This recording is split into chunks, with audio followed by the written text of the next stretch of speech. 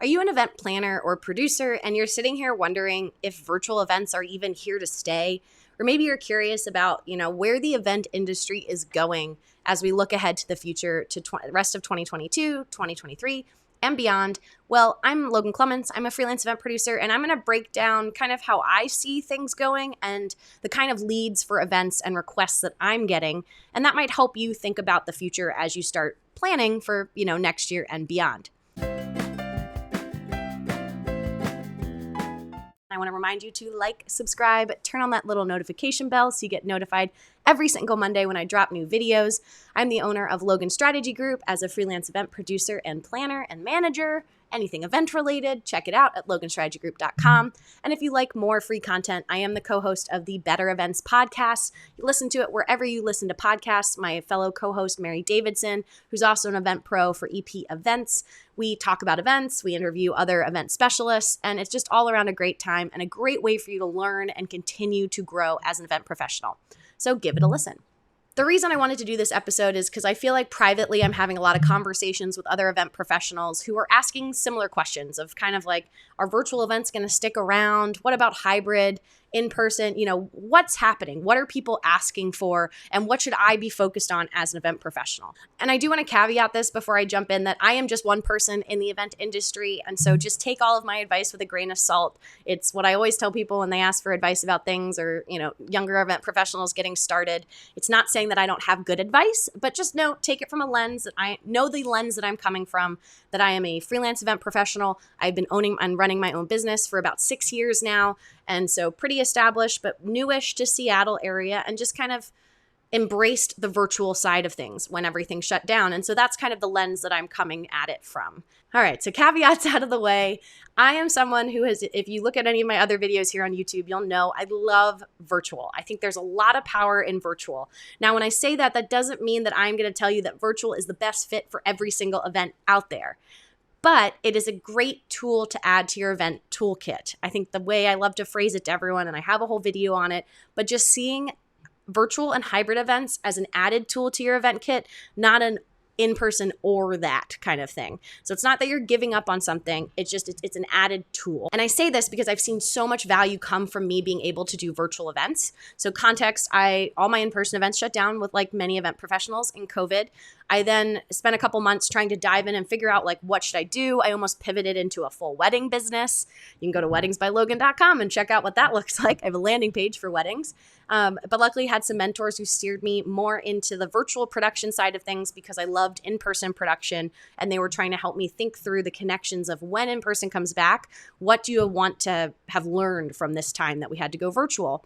And so I was really fortunate where I learned Zoom. I started to learn about streaming and broadcasting, not necessarily knowing how to do it, but how to talk the talk and what's possible, and starting to work with people who do know how to do the technical side of things.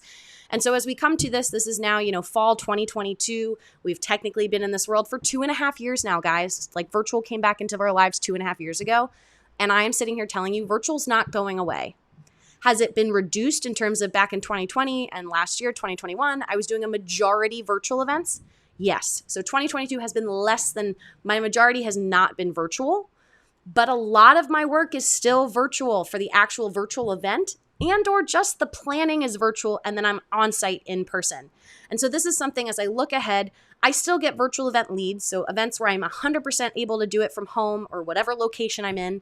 I am starting to get some in-person, or this past year, I've also started to get in-person requests back. But the beauty of those in-person requests is a lot of the pre-production, pre-planning can be done virtually, which I love. I used to have some clients who really loved getting that FaceTime in office, and now they get that FaceTime via Zoom. So again, different strokes, but also if you're someone who's like the flexibility of working from home or just being able to be in any location, I have seen that translate into my work long-term.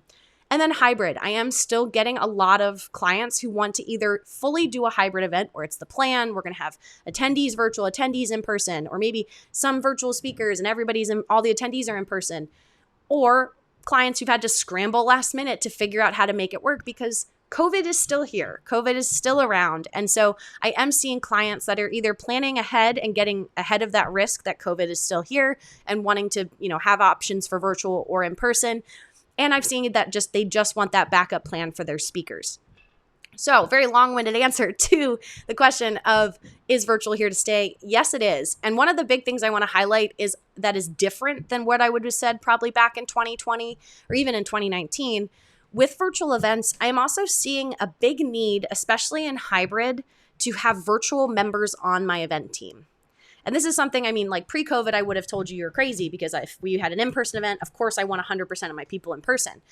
But with doing things virtual and especially hybrid, it's actually like a great backup plan to have some team members who aren't in the same location as you. It can also be a cost savings for you or your client because they're not paying to fly those people or, paying for them to stay in a hotel room. And I've often found sometimes that day rates can be a little cheaper if the person's able to stay virtual versus having to travel somewhere in person. And so there's all of these opportunities now for events that either I physically couldn't get to in person, or they now have slightly larger budgets because they need more people who are going to be able to support them virtually. And I'm also hiring people to help me with events that I need some folks in person and I do need some folks virtual. So my demand for people who are comfortable both in the virtual world and the in-person world has not changed.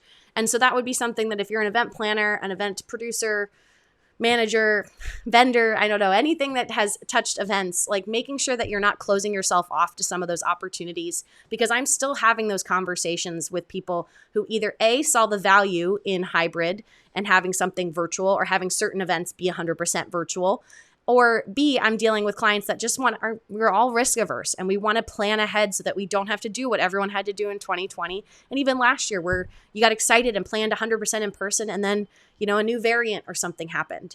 And so it's really, I think, advantageous both as a host to think about virtual, but also if you're a planner and you're, whether you're in-house or independent or you have your own company, just being able to do the full gamut has done nothing but give me more opportunities for events. And a lot of times it just has made me even more versatile when it comes to pitching myself to agencies or the, roles that I say yes to. And I can kind of pace my year a lot better than I could back in 2019, 2018, where a lot of my work was like in person, where I really need to be at people's offices. I now can both take on more jobs and be more selective with what I say yes to based on the season that I'm in, whether it's something that I'm more open to traveling a bunch, or if I want to spend some more time at home, then maybe I'm only doing virtual events. So it just gives you flexibility. So yes, the opportunity is there. Yes, it gives you flexibility. And so resounding conclusion of this video, they're here. Virtual's here. We're going to be with it. It's not going to be as big as we probably saw it in 2020 and 2021, but it is something that I'm still seeing.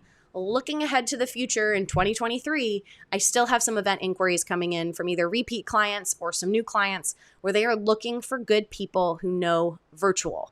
So if you are someone who is looking to grow your business, to start making more money, to get a promotion, whatever it is that you're looking to kind of upskill yourself, I am telling you that virtual is here to stay. So make sure you brush up on it, get familiar with Zoom, get familiar with any of the other tools your organization uses, or even how live streaming to YouTube or Vimeo works. And you are going to be such a valuable asset in the events industry year after year, no matter what direction the rest of the industry goes. That's all I have for you folks. I'm Logan Clements, freelance event producer, and this is another installment of my favorite tips and tricks when it comes to event planning, running your own business. And I make new videos every single Monday, and I hope to see you in my next video. Bye.